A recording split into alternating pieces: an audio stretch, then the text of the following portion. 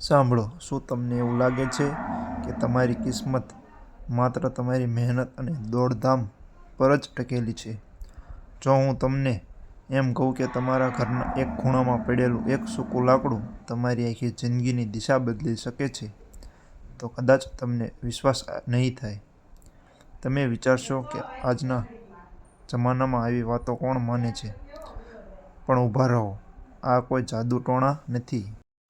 આ ઊર્જાનું એ વિજ્ઞાન છે જેને આપણા પૂર્વજોએ હજારો વર્ષ પહેલાં સમજી લીધું હતું. જેને તમે એક સાધારણ સૂકું લાકડું સમજીને કચરામાં ફેંકી દો છો, તે અસલમાં સકારાત્મકતાનો સૌથી મોટો ભંડાર છે. તુલસીનો છોડ જ્યારે લીલોછમ હોય છે, ત્યારે તો દરેક વયકૃતિ તેની પૂજા કરે છે, તેને જળ અર્પણ કરે છે. પરંતુ અસલી પરીક્ષા ત્યારે થાય છે જ્યારે તે સુકાઈ જાય છે. લોકો અવારનવાર ગભરાઈ જાય છે કે તુલસીનું સુકાવું અશુભ છે, અને આ જ ગભરામણમાં તેઓ સૌથી મોટી ભૂલ કરી બેસે છે. તેઓ એ સૂકા છોડને ઉખાડીને ગમે ત્યાં ફેંકી દે છે. ક્યારેક તો તે પગ નીચે પણ આવે છે. અહીંથી જ શરૂ થાય છે તમારી ખુશીઓનું પાછા ચાલ્યા જવું. તુલસીને આપણે માત્ર એક છોડ નથી માનતા, તેને એક જીવન શક્તિ માનવામાં આવી છે. જ્યારે કોઈ છોડ સુકાય છે, તો એનો અર્થ એ નથી કે તેની તાકાત ખતમ થઈ ગઈ. અસલમાં સુકાયા પછી તેની આખી ઊર્જા એ લાકડાની અંદર સમેટાઈને સ્થિર થઈ જાય છે. આ બિલકુલ એવું જ છે જેમ એક બેટરી ચાર્જ થયા પછી ઊર્જાને પોતાની અંદર રોકી રાખે છે. હવે વિચારો, જે ઘરમાં બરકત નથી થઈ રહી, જ્યાં પૈસા આવે તો છે પણ ટકતા નથી, જ્યાં દરેક કામ બનતા છેલ્લી ઘડીએ બગડી જાય છે, ત્યાંની ઊર્જા અસંતુલિત થઈ ચૂકી છે. એવા સમયમાં આ સૂકું લાકડું એક એન્ટેનાની જેમ કામ કરે છે, જે બ્રહ્માંડની સકારાત્મક શક્તિઓને ખેંચીને તમારા ઘરના એ ખૂણામાં લઈ આવે છે જ્યાં એની સૌથી વધારે જરૂર છે. પરંતુ આ કરવા માટેની એક ખૂબ જ ખાસ રીત છે. જો તમે આને સાચી રીતે નહીં કરો, તો આ માત્ર એક લાકડાનો ટુકડો જ બની રહેશે. સૌથી પહેલાં, પોતાના મનમાંથી આ ડર કાઢી નાખો કે સૂકી તુલસીનું ઘરમાં હોવું ખરાબ છે. ખરાબ ત્યારે થાય છે જ્યારે તમે તેનું અનાદર કરો છો. જ્યારે પણ તમારા ઘરની તુલસી સુકાઈ જાય, તો તેને ખૂબ જ ધીમેથી પૂરી શ્રદ્ધા સાથે મૂળિયા સહિત બહાર કાઢો. તેને તોડવાની કે મરોડવાની નથી. એ છોડની સૂકી ડાળીઓને અલગ કરી લો. તમે આ ડાળીઓને નાના ટુકડાઓમાં વહેંચી લો. જ્યારે તમે આ કામ કરી રહ્યા હો, ત્યારે તમારા મનમાં કોઈ લોભ ન હોવો જોઈએ કે કાલે જ મારી લોટરી લાગી જશે. તમારા મનમાં માત્ર એક શાંતિ અને વિશ્વાસ હોવો જોઈએ કે તમે તમારા ઘરની ઊર્જાને સુધારી રહ્યા છો. આ ટુકડાઓને એક સાફ-સુથરા પીળા અથવા લાલ કપડામાં બાંધીને તમારા ધન રાખવાના સ્થાન પર રાખો. આ એ જગ્યા હોઈ શકે છે જ્યાં તમે તમારી કમાણી રાખો છો, અથવા એ તિજોરી જ્યાં તમારા જરૂરી દસ્તાવેજો હોય છે. જેવું જ તમે આને ત્યાં રાખો છો, તે જગ્યા ધીમે ધીમે શાંત થવા લાગે છે. તમારા વગર વ્યવહારના ખર્ચાઓ પર લગામ આવવા લાગે છે, અને તમને અહેસાસ થશે કે જે પૈસા પહેલાં પાણીની જેમ વહી રહ્યા હતા, હવે તે રોકાવા લાગ્યા છે. અવારનવાર લોકો પૂછે છે કે શું માત્ર આને રાખવાથી બધું ઠીક થઈ જશે? જવાબ છે ના. આ લાકડું તમારા માટે રસ્તા બનાવે છે, પરંતુ એ રસ્તાઓ પર ચાલવું તો તમારે જ પડશે. આ તમારા મગજને એ શાંતિ આપે છે જેનાથી તમે સાચા નિર્ણયો લઈ શકો છો. જ્યારે માણસનું મન સ્થિર હોય છે, ત્યારે તે તકોને ઓળખી શકે છે. દેવામાં ડૂબેલો માણસ અવારનવાર ખોટા નિર્ણયો લે છે, કારણ કે તે ડરેલો હોય છે. સૂકી તુલસીની આ ઊર્જા તમારા એ ડરને ખતમ કરે છે. આ તમારા ઘરના વાતાવરણને એટલું હળવું અને શુદ્ધ કરી દે છે કે ત્યાં નકારાત્મક વિચારો ટકી જ નથી શકતા. યાદ રાખો, પૈસા ત્યાં જ રોકાય છે જ્યાં શાંતિ હોય છે.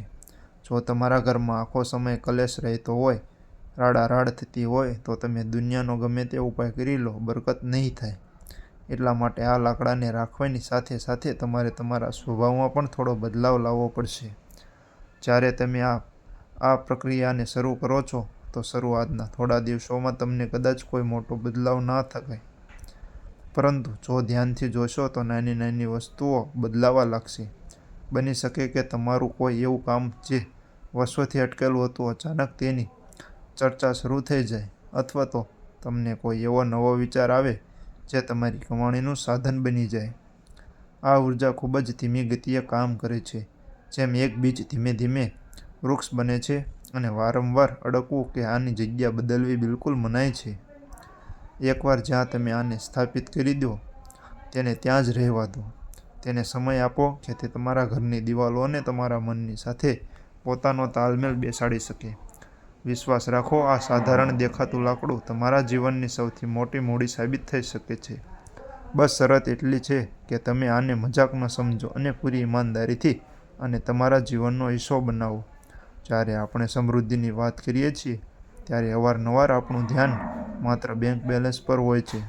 પરંતુ શું તમે ક્યારેય વિચાર્યું છે કે અસલી અમીરી શું છે? અસલી અમીરી એ છે જેમાં પૈસા પણ હોય અને તેને ભોગવવા માટે શાંતિ પણ હોય. સૂકી તુલસીના લાકડાનો આ ગુપ્ત ઉપાય સીધો તમારી માનસિક અને આધ્યાત્મિક શક્તિ પર પ્રહાર કરે છે. આને કરવાનો સૌથી ઉન્નત સમય એ હોય છે જ્યારે તમારા ઘરમાં શાંતિ હોય છે, જેમ કે સવારનો સમય અથવા સાંજની ગોધીલી વેળા. ગુરુવાર અને શુક્રવારના દિવસે આ ઉપાય કરવાની ખાસ અહેમિયત બતાવવામાં આવી છે. ગુરુવારનો દિવસ વિસ્તારનો હોય છે જે તમારી સુખ સુવિધાઓને વધારે છે, જ્યારે શુક્રવારનો દિવસ લક્ષ્મીજીને આકર્ષવાનો હોય છે. આ દિવસોમાં જ્યારે તમે તુલસીના લાકડાને તમારા હાથમાં લઈને તમારી ઈચ્છા દોહરાવો છો તો તમારી ઉર્જા એ લાકડાની સાથે જોડાઈ જાય છે. એક વાત જે ખૂબ ઓછા લોકો જાણે છે તે એ છે કે તુલસીનું આ સૂકું લાકડું માત્ર ધન માટે જ નહીં પરંતુ ઘરની સુરક્ષા માટે પણ ઉપયોગમાં લઈ શકાય છે. જો તમને લાગે છે કે તમારા ઘરને કોઈની નજર લાગી ગઈ છે કે કોઈ બાહ્ય શક્તિ તમારી પ્રગતિ રોકી રહી છે, તો તમે આ ટુકડાઓને તમારા ઘરના મુખ્ય દ્વાર પાસે પણ રાખી શકો છો. ઉત્તર અને પૂર્વની દિશાઓ આના માટે સૌથી ઉત્તમ માનવામાં આવી છે. ઉત્તર દિશા કુબેરની માનવામાં આવે છે, જે ધનના દેવતા છે.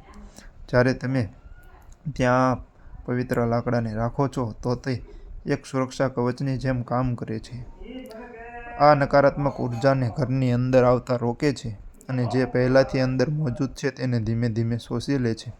તમે જોયું હશે કે ઘણીવાર બહુ મહેનત કરવા છતાં પણ ફળ નથી મળતું. લોકો આને પોતાની કિસ્મત માની લે છે, પરંતુ અસલમાં આ તમારી દિશાઓનો દોષ હોય છે. આ ઉપાય કરતી વખતે બીજા એક ગુપ્ત નિયમનું પાલન કરવું ખૂબ જરૂરી છે. જ્યારે તમે તુલસીના લાકડાને કપડામાં બાંધો છો તો તેમાં કોઈ ગાંઠ બહુ કસવીને ના બાંધો. તેને સહજ રહેવા દો. જેમ જેમ સમય વીતશે તમે જોશો કે તમારી આસપાસના લોકો પણ બદલાવા લાગ્યા છે. ઘરના સભ્યો વચ્ચે જે નાની નાની વાતો પર તકરાર થતી હતી તે ઓછી થવા લાગશે. જ્યારે ઘરમાં સાંજ સમય વધે છે તો પ્રગતિના દ્વાર પોતાના મેળે ખુલવા લાગે છે. ઘણા બધા લોકોએ આ ઉપાયને વચ્ચેથી જ છોડી દે છે કારણ કે તેમને લાગે છે કે કંઈ નથી થઈ રહ્યું. પરંતુ યાદ રાખો, કૂવો ખોદવામાં સમય લાગે છે, પણ એકવાર જ્યારે પાણી નીકળી આવે તો તે તરસ છિપાવતું રહે છે.